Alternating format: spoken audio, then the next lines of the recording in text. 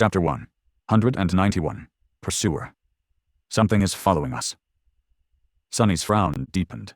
Not wasting any time, he moved forward and caught up to Nephis, Castor, and Effie. The huntress glanced at him, and slightly tensed. "Did your shadow notice an enemy?"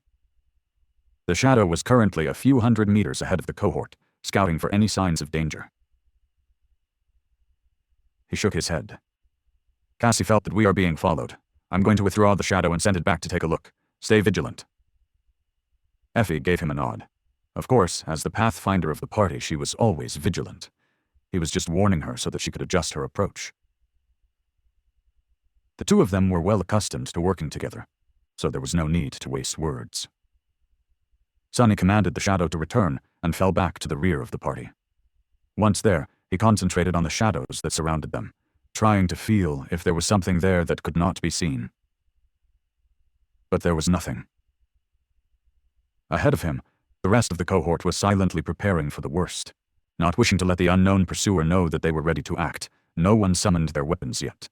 No one had even turned their head. However, Sonny could see from the tension in their muscles that this peacefulness could explode into a storm of movement at any moment. Changing Star and her hunting party did not earn their fearsome reputation by mistake. Finally, the shadow was back. Not letting it rest even for a second, Sonny immediately sent it to observe the streets that they had just left. His perception was split between its vision and his own. The feeling of vulnerability he experienced when the shadow was away heightened. Sonny sighed with grim resignation. The fact that he was at the back of the cohort, and, as such, would be attacked first if anything happened, did not help one bit. "Calm down. You don't even know what is tracking the cohort." A few moments later, the shadow was safely hidden in the darkness of a ruined building, observing the crossroad that one would have to pass to follow them. Sonny continued walking, pretending to not know anything. A few seconds passed in tense silence, then a few more. "Where are you? What are you?" Depending on the nature of the mysterious pursuer, their response would be different. If it was a nightmare creature, they would either have to fight it or try to throw it off their scent.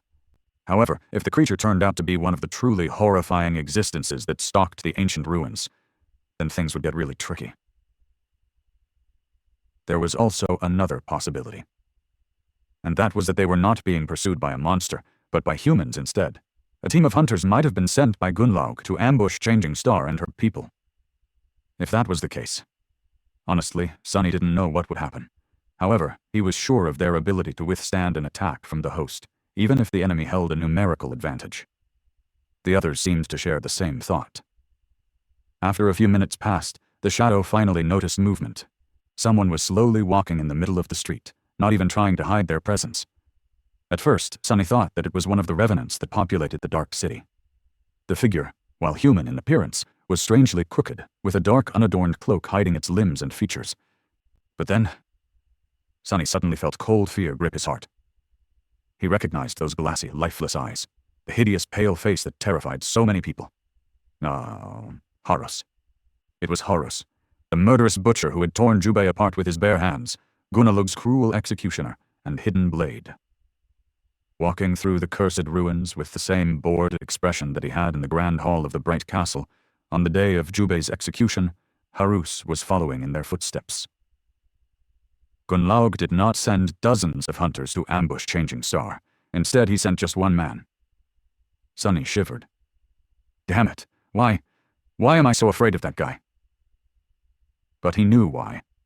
It was because, deep down, he felt that they were alike. Horus was the personification of everything that Sonny was afraid to become.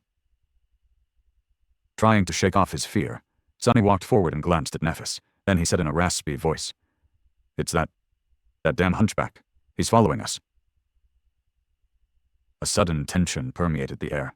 Without having to look, Sonny knew that everyone's faces grew dark. Horus was a mystery. No one knew what his aspect ability was, let alone his flaw. All that was known about this terrifying man was that he was very powerful, and that not a single victim of his had survived. Neph frowned. "Is he alone?" Sonny nodded. "Yeah. It was right," Castor quietly scoffed. "What is Gunnlaug thinking, sending one man against us 6? However, Neph did not share his disdain. Turning to her left, she glanced at Effie. There was a grim expression on her face. "What do you think?" The huntress hesitated for a few moments. Then, looking down from her considerable height, she simply said, "I think we need to run." Castor scowled. "Run? Why? Surely no matter how strong Horus is, we can take him down.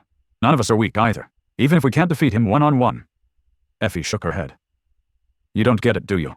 We can't fight Horus. No one can. Many people have tried, and they're all dead now." She gritted her teeth. "He is a monster in human flesh, Castor. He is insanely powerful.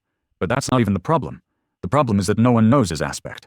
All we know is that once Horus comes for you, you die." She sighed. "I've seen many people try to resist once they caught wind that Gunnlaug is going to send Horus to get rid of them. Strong people, weak people. Some tried to fight him alone, others recruited fearsome allies. Come the next morning, all of them were dead. No matter how powerful they were, or how many of them gathered to give him a fight, no one ever survived. All that was left was blood and corpses."